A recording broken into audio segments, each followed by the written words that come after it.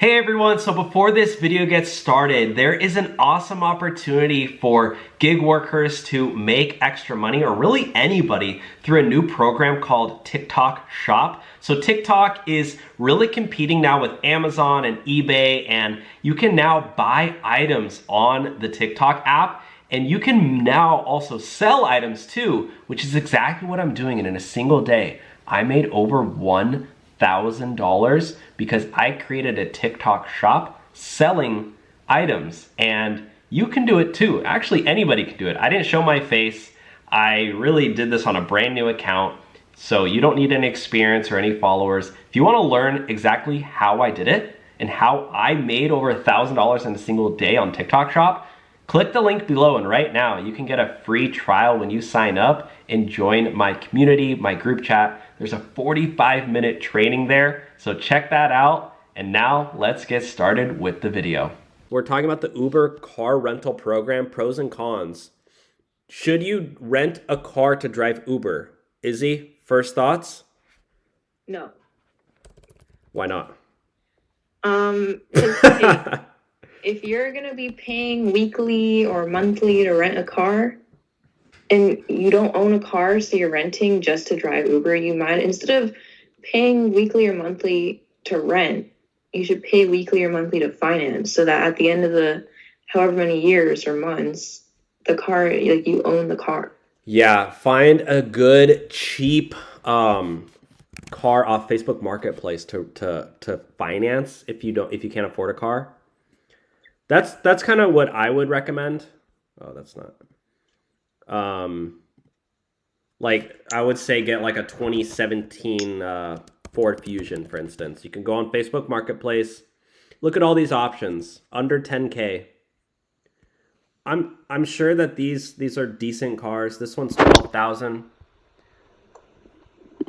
Yeah. Ford Fusion, 12,500, 86,000 miles. It's not even that old either. Yeah, like, and it's a hybrid.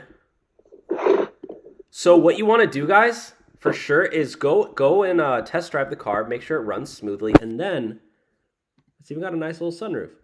And then take it to the Ford dealership and have them do an inspection. Yeah. Before you buy the car, guys. Do not buy a car without doing an inspection. You 100% need to do that, because you can't ever just trust like a random person off Facebook. You might think they're really nice and everything, and then you take it in and there's a massive oil leak, or the transmission's about to blow, and they're like, well, I didn't know. Yeah. And so you just want to like take it in and a lot of Ford dealerships actually do this completely for free. Some of them charge, but a lot of them just do it for free. Oh, really? Yeah. Oh, that's cool. Yeah, they'll do a free inspection. It takes 20 minutes. They run it through. They give you, they tell you everything that's wrong with it. Oh, okay. Or maybe it'll take like an hour. I mean, whatever. But yeah, let's take a look at this. But if you are thinking about renting a car, get a car for as low as $240 per week. That's the lowest minimum. What is that, like $1,000 something a month? And that's excluding taxes. So $240 plus taxes and fees. How much are the fees? So it's probably like around $1,000 a month or more. More. It would probably be around, I'm guessing, because even taxes, you're talking about an extra $20. So that's $260 plus whatever the fees are. That's so vague. Oh yeah, there's fees. Okay. So $260 times 4. This is why I hate Uber.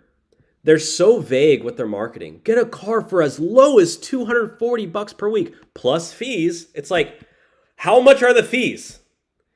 How are you going to put this on your Uber.com website and not like an average? Oh, as low as $240 a week plus fees. Yeah. Like, why don't they tell you what the fees are? It's a joke. Yeah. So to put this in perspective, with the fees and everything, you're looking at probably around $1,100 a month. And guys, I'm financing my car right now.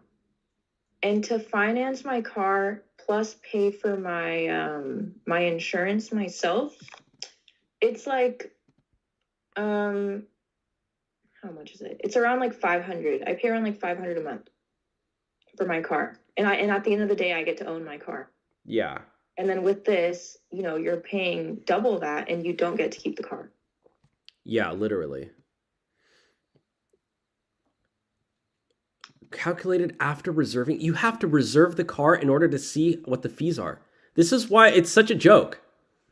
Yeah, it's a scam. You have to literally sign in and reserve the car, and then you get to find out what the fees are. Oh, thank you, Uber.